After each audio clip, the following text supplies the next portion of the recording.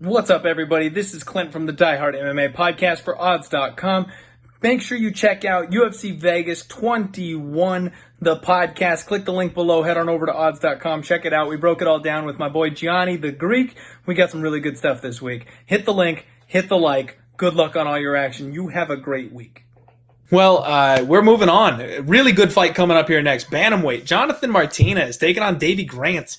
Martinez is 13-3. Davey Grant is 12-4. Martinez comes out of Factory X, which seems to be kind of having a resurgence here in the last couple of weeks. Really slick striker on the feet. Another heavy plotting Muay Thai stylist. Walks his opponents down. Big power in his kicks. He's got a nasty teep. That's that front kick to the abs into the chest that people get hit with. He's always attacking the legs and the body of his opponents, and he's got that nasty knee straight up the middle. So if you want a level change on this guy, he's got an answer to that problem.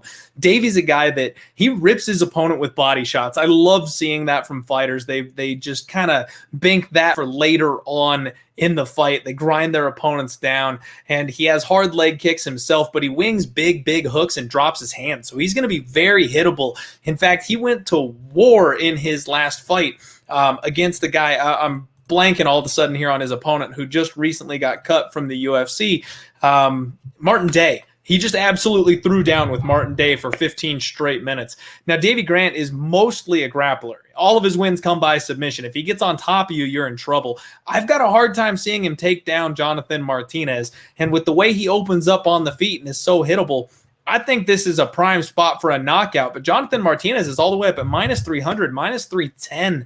The comeback on Davey Grant is +250. That's another high price tag, Gianni. How do you feel about this one?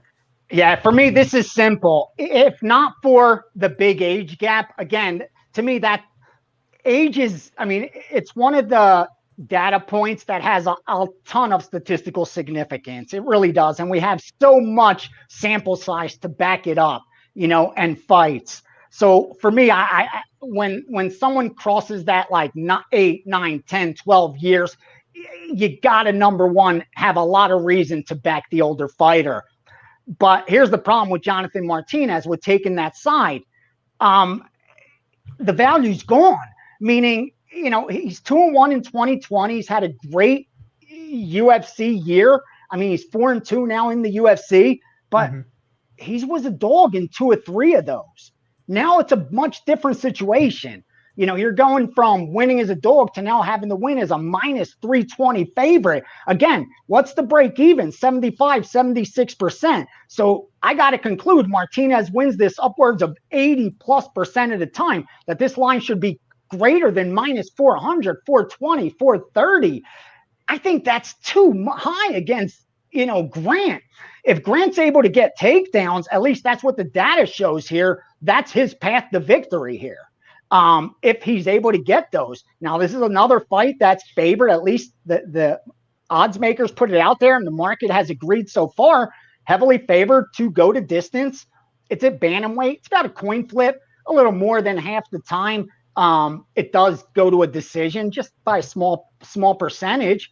And if it does, again, now you're asking judges to decide that, and at -400, because again, you're betting -320, but to have any value, you concluded it's -400, right? Just like if you buy a stock at $100 a share, you're not buying it because it's $100 a share. You're buying it because you did the evaluation. It's $120 a share. Why else would you buy it? So again, if you can get there with Martinez, to me, 80%, I can't get there. The negative for Davey Grant is just not active enough. When you have 5 fights since 2016, that's a negative. 9 years, that's a negative. Those are all signals. Again, please don't take this the wrong way. I work with a lot of betting groups that win in different sports. It's no secret. Everyone knows I provide accounts, so I get to see what they bet. And for me, that's a bonus. And now, when you see, like, with MMA, they're not really betting these MMA fights till later in the week. Like the groups that are really get involved bigger later in the week. So any of this early money, even though we assume that it's sharp, it's coming from smaller markets, from books that start at the first market. Like this line open 290, now at 320. Now as bettors start getting involved, it's probably going to get even higher. And that's where I can't argue that Martinez side, where I know you like him, he should win this fight. But for me, it would be a dog or pass situation. And unfortunately, I don't know if I could take the dog because of those negatives, the inactivity, the age difference. But I do see a path to victory. At least the data shows he's better defensively striking. And if he is able to secure takedowns and control a little bit, he can win a decision in a fight that's heavily favored to go to distance. At least that's what it shows to me right now. So it's most likely a pass, or maybe sprinkle the dog for me. There you go. All right. So I'm saying Jonathan Martinez. Again, the line is way too wide for me at this point. Johnny's saying value on the underdog, Davey Grant. Most likely a pass, though. So do with that what you will, guys. I think that's a pretty good assessment of the way this thing could go. I like Martinez. He's shown some good signs. But, yeah, this is not a fantastic fight for him, for sure. So we'll see what happens on that one.